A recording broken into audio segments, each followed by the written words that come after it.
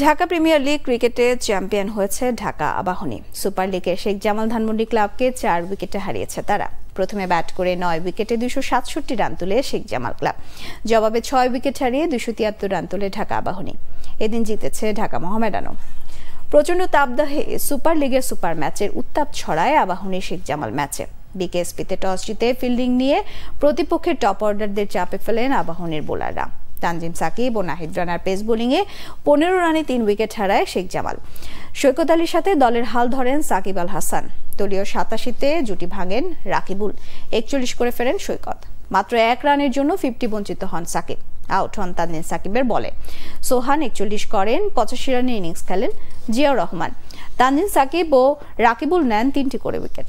268 রানের টার্গেটে দলীয় 10-এ সাকিবের বলে সাব্বিরের উইকেট হারায় আবাহনী। 21 করে আউট হন নাইম শেখ। বিজয় আফিফ দলের স্কোর এগিয়ে নেন। 103 রানের জুটি গড়ে বিদায় নেন বিজয়, 67 করেন তিনি।